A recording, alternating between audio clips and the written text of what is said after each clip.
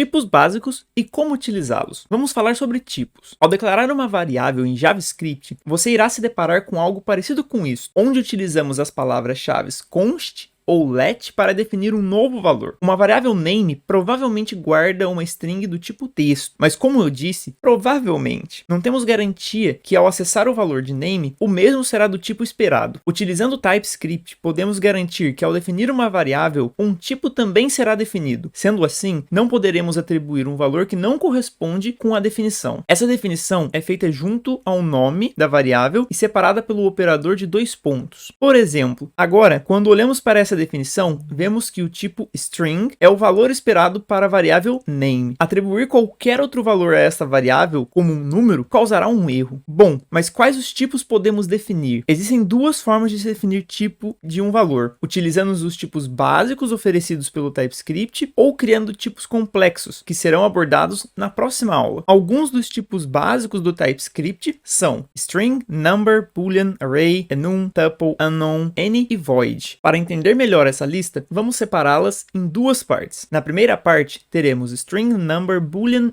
e array. Esses valores representam as estruturas mais comuns com as quais trabalhamos. Podemos utilizar string para textos, number para números sendo estes inteiros ou pontos flutuantes, boolean para representar valores booleanos, ou seja, verdadeiro ou falso, e por fim, array para uma lista. Como podemos ver, array contém uma sintaxe extra, onde adicionamos o sinal de maior e menor com string dentro. Isso é o que chamamos de generics, e será coberto logo mais no curso. Por enquanto, pense que toda lista precisa ser de algo. Nesse caso, uma lista de strings. Antes de continuarmos para a parte 2 da nossa lista, precisamos entender como os tipos podem ser utilizados juntos a uma função. Uma função tem valores de entrada e saída, o que indica que ambos podem ser tipados com o uso do TypeScript. Tipar valores de entrada e saída de uma função nos ajuda a entender como utilizá-la, o que devemos fornecer para ela e o que esperar como resultado de sua chamada. Seja function ou arrow function, a sintaxe não muda muito. Podemos definir tipos específicos para cada parâmetro da nossa função com o uso dos 2 pontos. E por fim, adicionar o tipo de saída, o retorno, logo após o fechamento dos parênteses, também utilizando a mesma sintaxe. Vejamos um exemplo. A função sum, somar, recebe 2 valores do tipo number e retorna um number, deixando explícito para quem chama essa função o que deve ser passado e o que esperar como resultado. Voltando à nossa lista, enum, tuple, unknown, any e void. Iniciaremos a parte 2 falando sobre enum. Enum é uma abreviação para enumerated, enumerador em português. Quando temos uma variável que pode assumir valores específicos e de quantidade finita, podemos utilizar um enum para garantir o mesmo. Por exemplo, ao definir um enum para os tipos de pagamento, podemos garantir que uma variável que represente um destes meios não será atribuído a um quarto valor, não pertencente aos especificados. Quando definimos um enum, podemos fazê-lo sem atribuir valores algum a cada propriedade numerada. Por padrão, o TypeScript irá enumerá-las com valores inteiros, sendo assim, credit card igual a 1, debit card igual a 2 e bank transfer igual a 3. Tuple. Quando trabalhamos com listas, podemos utilizar o tipo array. Quando trabalhamos com listas de tamanhos definidos, onde os elementos da mesma podem variar entre vários tipos, podemos utilizar o tuple. Essa é uma forma simples de criar uma lista com elementos de tipos diferentes. Tuples podem ser usados como forma de definir uma função que retorna mais de um valor. A função definida acima retorna o nome e a idade do usuário, passado para ela, ignorando todas as outras propriedades. Unknown e any. Algumas vezes, quando estamos programando, podemos não saber o tipo específico de uma variável que irá receber um valor em tempo de execução, pois esse valor pode vir de um conteúdo dinâmico ou simplesmente aceitamos qualquer tipo. Para estes casos, podemos utilizar o tipo unknown. Outra forma de especificar qualquer tipo de valor é utilizando o tipo any, mas tome muito cuidado, pois any irá remover o que chamamos de type checking, que garante que nossos valores seguem um tipo específico e podemos entendê-los. Tome muito cuidado com o any. Seu uso deve ser muito bem pensado, caso contrário, o uso do TypeScript não fará sentido. Void. Esse é um tipo muito curioso. Ele trabalha de forma oposta ao any, sendo a ausência de um tipo. É normalmente usado para definir os valores de saída de uma função que não retornam nada. Em uma função que define uma novidade para o usuário, podemos definir a sua entrada como sendo do tipo number e a sua saída do tipo void. Nessa aula, cobrimos como trabalhar com os tipos mais básicos do TypeScript e a sua sintaxe para a declaração de variáveis e funções. Na próxima aula, falaremos sobre como trabalhar com tipos complexos, criando nossos próprios tipos e melhorando ainda mais o type checking do nosso código, aumentando a confiança na informação com a qual trabalhamos.